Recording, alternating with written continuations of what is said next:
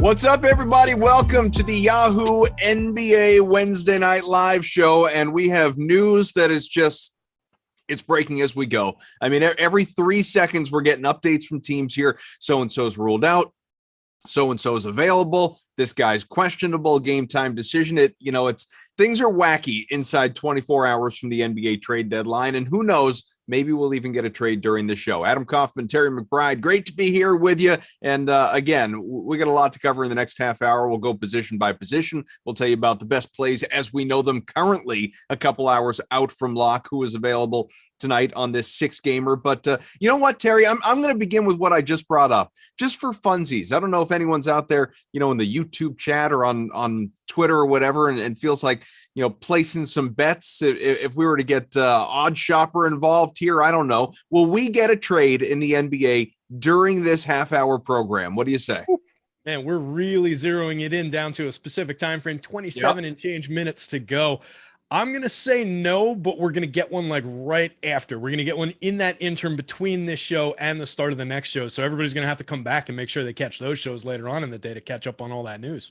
I like that you just said that for a plug. Well, I like that you said, boy, we're really drilling down on a specific time period, like, this 27 minutes that we have. And then you said, but I think we're going to get a trade between 4:30 and 5, like somewhere in specific time frame. Like maybe not this half hour, but the next half hour. Right. That's when I expect a move to go down. What are you expecting? A logical progression from the start of my sentence to the end of the next one? I mean, come on. It's you know what it is? It's like the hamster tripped on the wheel for a second and then kept going again. Like, no, I got this. I'm good. He tripped, he went up and around, and then he got back up and kept going.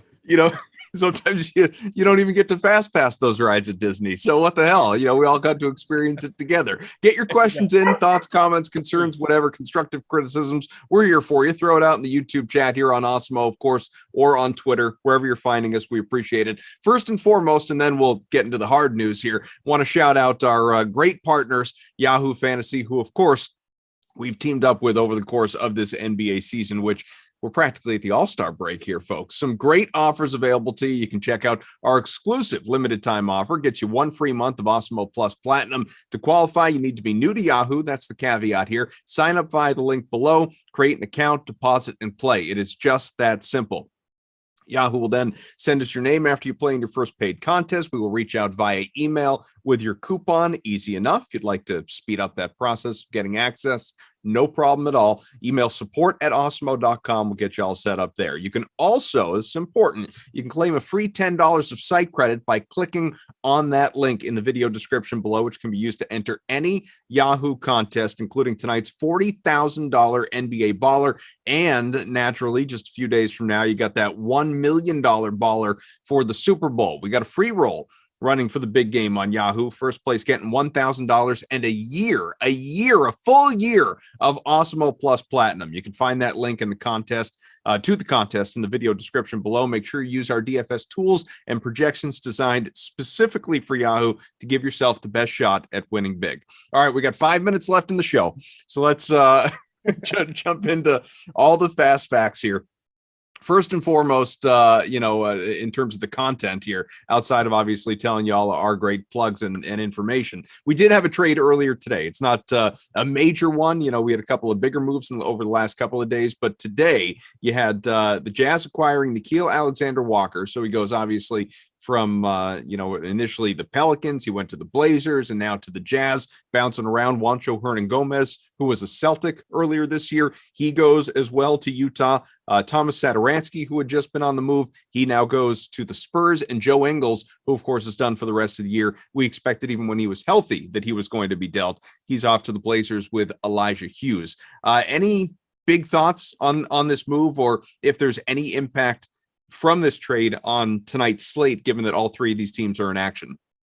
I mean, primarily just that it's going to keep that short Portland rotation short. They're obviously not going to have these guys ready tonight. Other than that, I hope Tomas Satoransky didn't fly from New Orleans up to Portland and then have to go back down to San Antonio. But I don't see any major fallout from these things. I think it's an interesting trade, the way these pieces are going to fall when they get to their new teams. Like, I think Nickeil Alexander-Walker on Utah is going to be an interesting piece. I just don't think he's going to be there for us tonight to use. So no real slate relevance today, but could be some interesting pieces going forward as we come out of the other side of the trade deadline.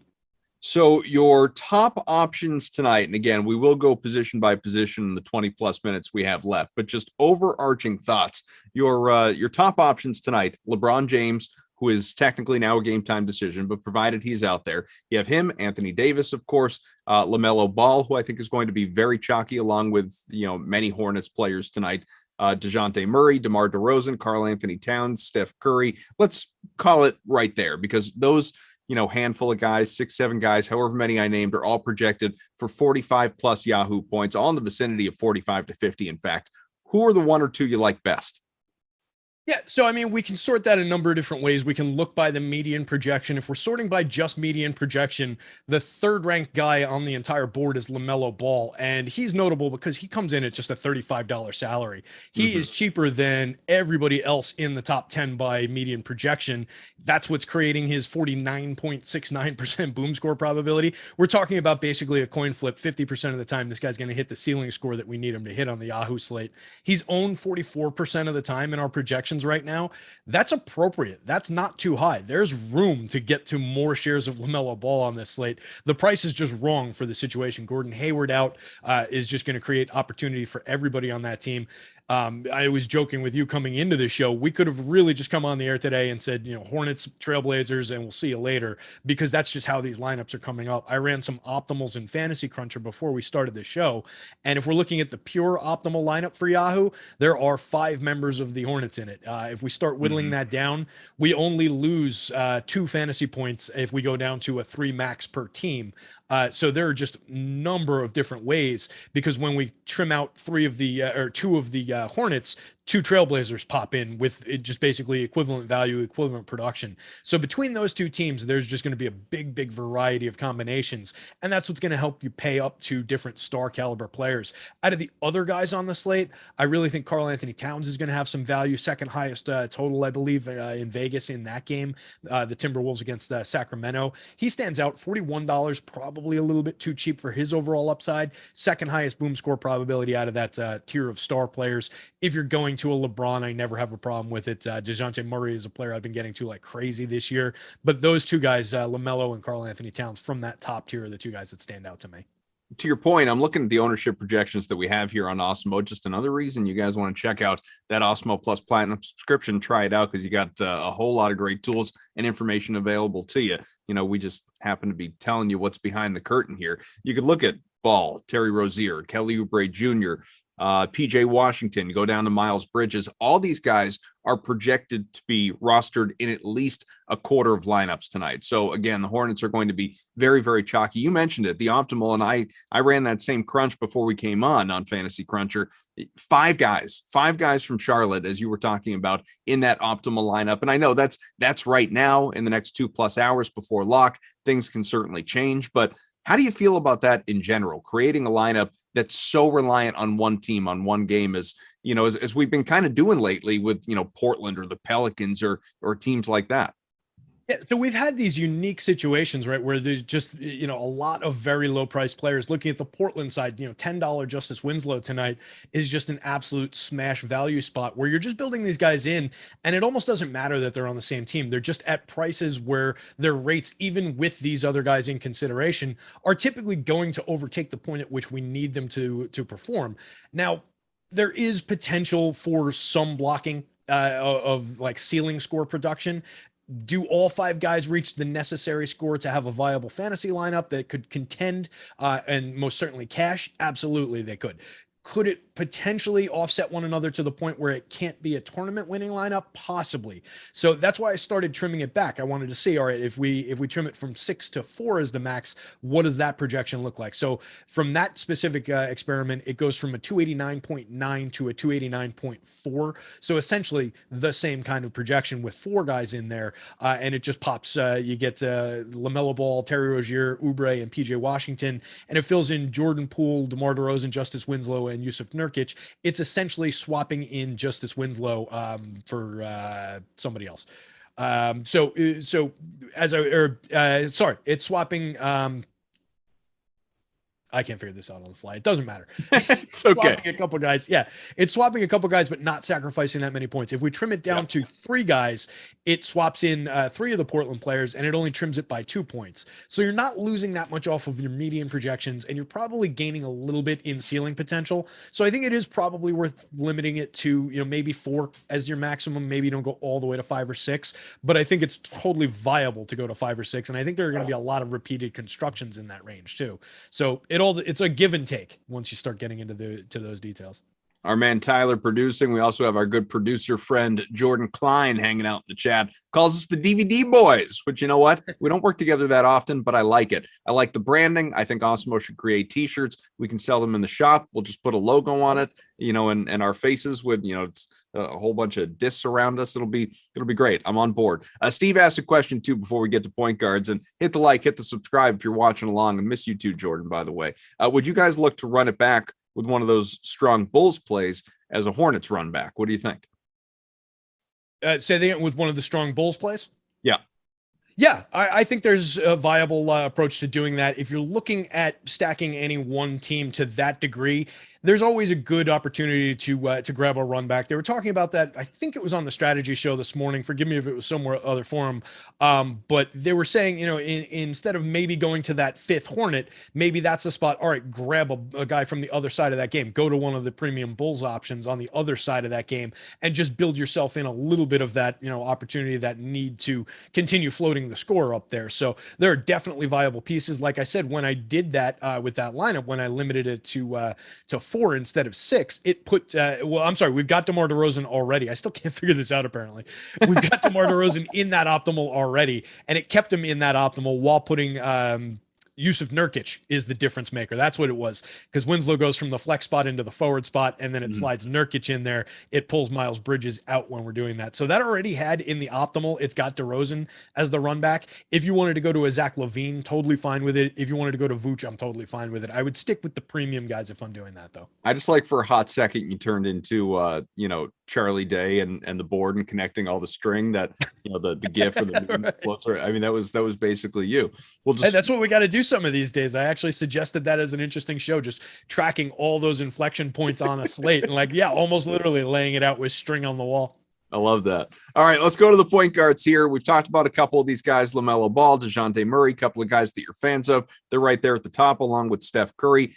Certainly the pricing you have to be mindful of here. Ball, $35 is not only the highest projected scorer among the point guards on Yahoo, he is the cheapest among those top tier options. You have Murray at 47, Curry at 44. You have De'Aaron Fox, Fred VanVleet, Russell Westbrook. If he plays, he's questionable. All those guys are in the 30s. Now, I guess the question I have for you is, do you want one of those, upper options, obviously, one of those stud value or stud plays, or go down to value teens and below? You could look at Davion Mitchell, a shorthanded Kings team. He's $15. You go to Trey Mann, Gary Payton Jr., both at or near the minimum in a pretty good spot tonight. Dennis Smith Jr., again, Blazers, same situation. So how do you feel about some of these value, cheaper guys and paying up at other positions versus paying up on guys like Ball or Murray or Curry?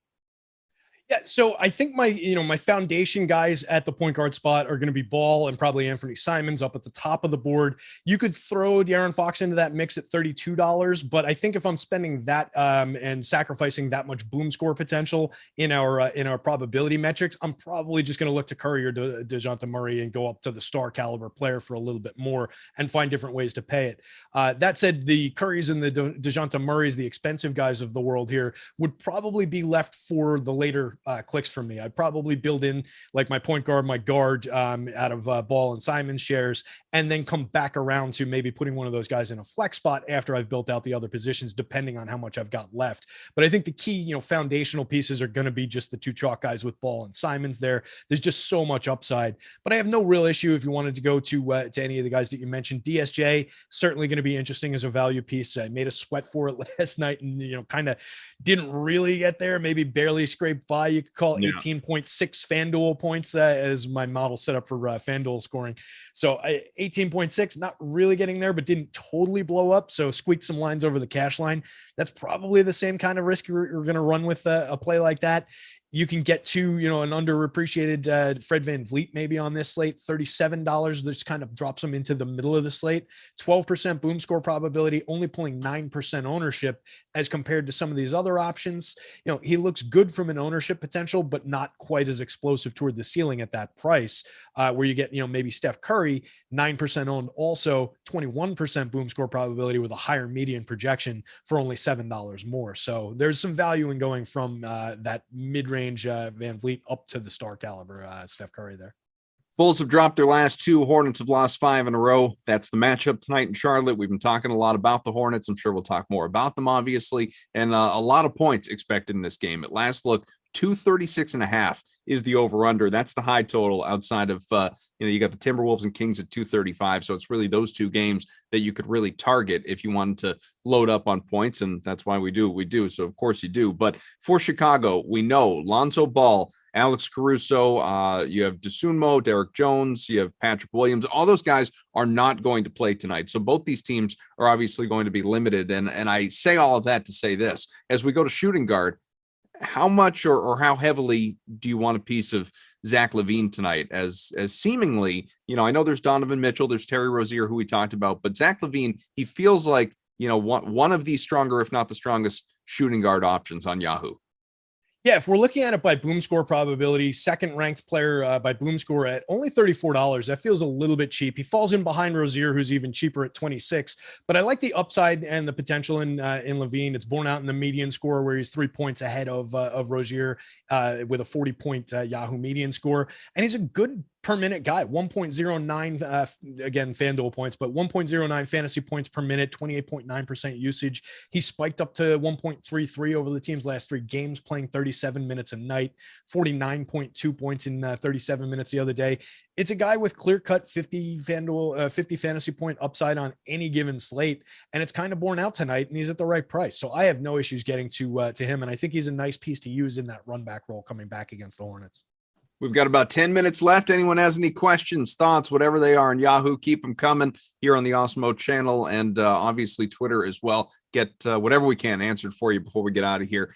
And we got a few positions left to get to on Yahoo as well. I want to remind you that with Daytona right around the corner, I know my kids are excited about that, we're offering our Awesemo Plus NASCAR package. It is less than $2 per cup race this season. $70, folks, for a full year of Awesemo Plus NASCAR. Pass gives you access to our driver projections, ownership projections, top drivers tool, give you the edge that you need in all things NASCAR DFS. Use the promo code. It is green flag. That is one word, green flag, at checkout. Simply click the link in the description of this video to activate it. The offer is valid through February 20th. So you've got a week and change before that rolls around. Let's go to small forward here. And it's LeBron, Terry, and it's everybody else. Thing is, we don't know definitively if LeBron is going to play here on this back-to-back after he went last night. Wasn't so great last night, but he is projected for in the vicinity of 50 points. He is $55 on Yahoo, so he's by no means cheap.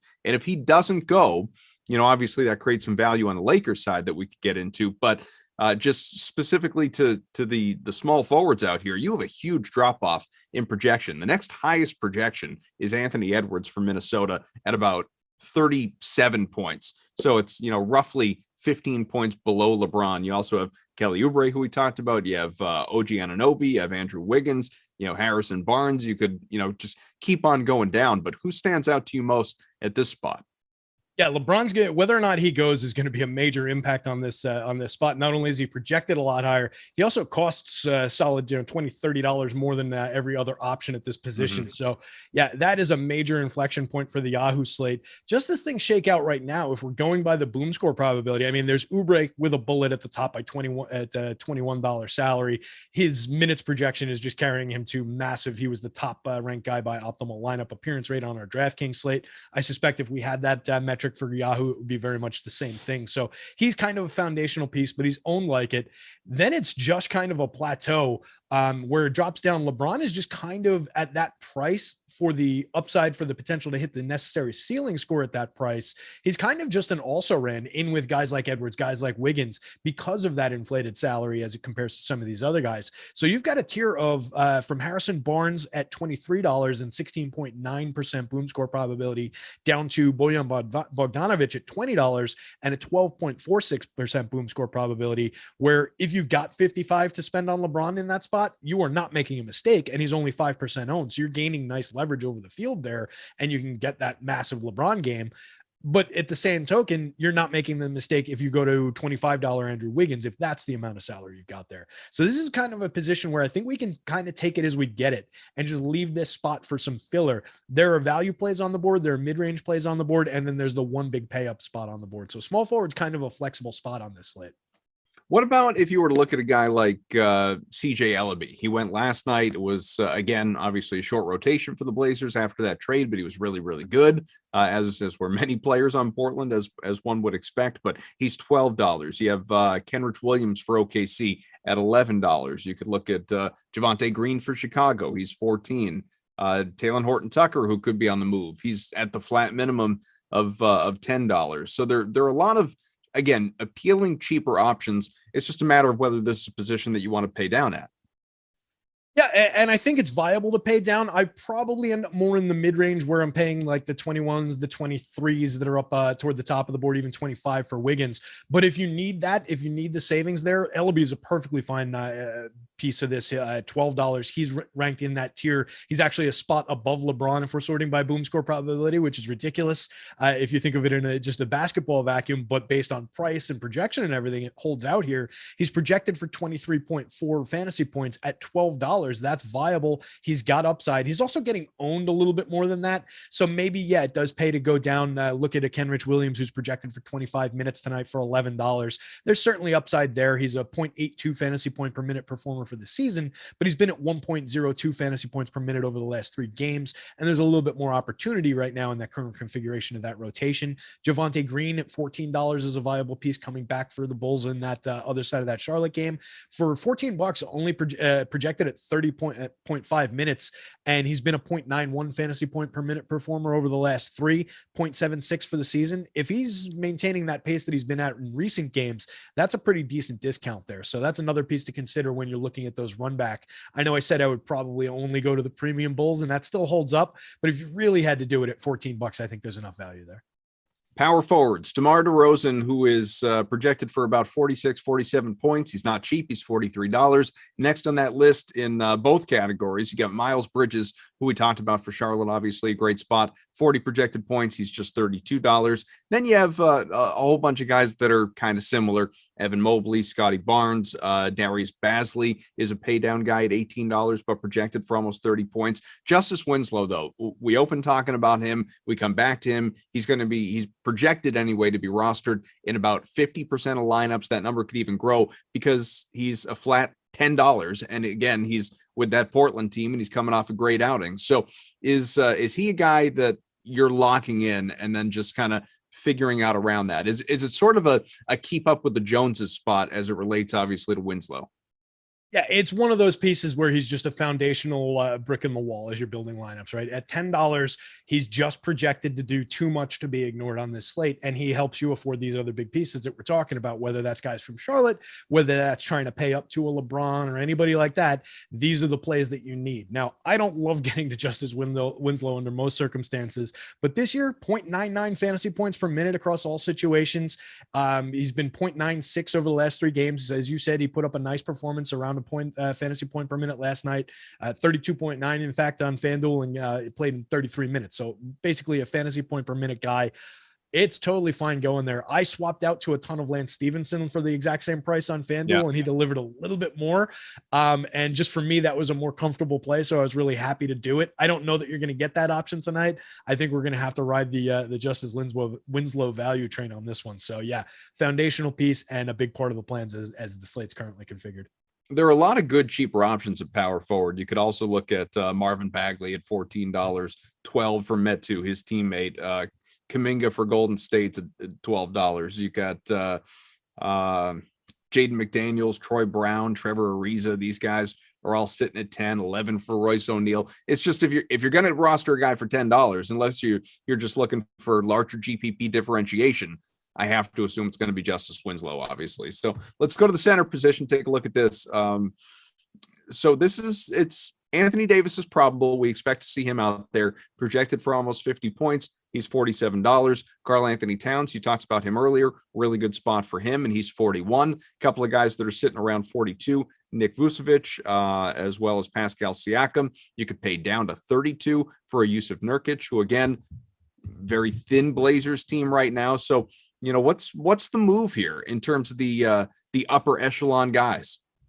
Yeah, center's interesting on Yahoo because you've got a lot of guys loaded into the position. We do get the ability to roster somebody at the flex spot, so you can play two of these guys alongside one another. But you don't have that luxury of the multi-position where some of these guys also fall in at power forward. So you have some interesting, looks at some of these players. Like PJ Washington is at the top of the board at $13. It makes a heck of a lot of sense as another one of those just foundational pieces. If you click on Justice Winslow and PJ Washington as your first two pieces, you can do a lot of special things with a Yahoo line up today. So there's nothing wrong with going to that. He's going to be owned very efficiently, if not over owned by the field in terms of just like what the raw ownership number looks like, but it's going to be appropriate and it's going to be another foundational piece. So I'm fine with going to that. But in either in lineups where you don't go to Washington or in concert with Washington by using the util spot, I want to get to one of these star players, whether that's Karl Anthony Towns. I consider Yusuf Nurkic at basically that similar kind of a level. He's a 1.24 as compared to Towns' 1.31 fantasy points per minute. And you're saving $9 by going to him at $32 there. I don't mind going to either one of those options. I consider them, somewhat similar. Anthony Davis, $47, definitely has some value, similar boom score probability and a very similar median projection.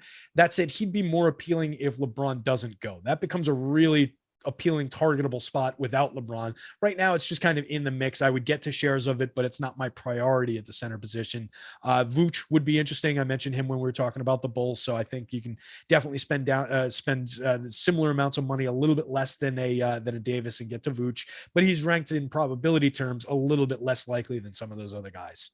Our guy Steve in the chat had asked about Domantas Sabonis earlier, because technically, looking at what's again a very open-ended Sacramento situation going into tonight's game, Marvin Bagley, Justin Holiday, Rashawn Holmes, Domantas Sabonis, Jeremy Lamb, they're all technically game time decisions at this moment. The only guy we know is not playing is Terrence Davis. Sabonis, we don't have him in our projections right now, but what is your outlook on this game and whether or not some of these guys get in there? Yeah, I wasn't expecting Sabonis. I hadn't seen anything that he would be available today. So right now, I'm just kind of looking at this board where we've got all these guys, projected in, but also not necessarily anybody outpacing these other options just based on how we've got the minutes falling right now. Mm-hmm. That's one where I want to get to news. But if you end up missing some of those pieces, a guy who actually could kind of maybe sort of become a little bit interesting from the $12 range is Damian Jones. Right now, he's only projected for 16.6 minutes. But if we're pulling out some of these other big men and he gains ground where he's going to get into the mid-20s in minutes, maybe you see him pick up a little bit of value. So that's another piece to keep an eye on. He played 29 minutes. That was last night, I think. If I'm remembering correctly, did they go last night or was that 2 days ago? Either way, in their last outing, he played 29 minutes. We've only got him projected at 16.6, but he's a guy, he's a fantasy point per minute guy, 1.32 fantasy points per minute over the last three, playing 22 minutes a night. Amazing how all these days just blend together, isn't it? It really is. It's just, I have no idea. I was talking to EMAC by DM the other day. Yeah. And maybe 6 hours later, I was like, hey, remember yesterday when we were talking about it? He's like, dude, that was like this afternoon. It wasn't even early in the morning. It was like 4. And then I was talking to him at like 8. He was like, that was like right before lock, man. What are you talking? It's ridiculous. Yeah, no, it doesn't stop. And just wait. We didn't get a trade during this half hour, but now we might during the next half hour before the next show rolls around. We're right into the McBride window here. From 5 to 6, you'll have the NBA Deeper Dive coming your way here with Alex and Bearded Adam, and then it'll be Eric and Greg for the NBA Live Before Lock, 6 to 7:30. That's Eastern time tonight, of course. 8 to 9 PGA Live Before Lock it'll be Ruslan and Ben, and then you know, a whole much more great content coming your way in the days to come, getting you ready not only, you know, for the trade deadline and beyond the trade deadline, but obviously Super Bowl is right around the corner. So we want to thank Jordan for popping in. Always good to see you, buddy. Tyler for making this show run swimmingly. Hopefully he got some good shopping done in the interim, and of course Terry, pleasure. You know, let's boot Greg. Let's do it again real soon. I'm in. Sounds good. You let me know anytime you want to do it. And hopefully, you know, as baseball season picks up, maybe we'll grab a few more, you know, together in the coming months. Hopefully baseball season picks up anyway. Yeah. God willing. Fun, yeah. Have those guys, those billionaires and millionaires work it out so we can have more to bet on and play DFS. Thanks for watching, everybody. We'll catch you, later for more great Awesemo content here on the YouTube page. See ya.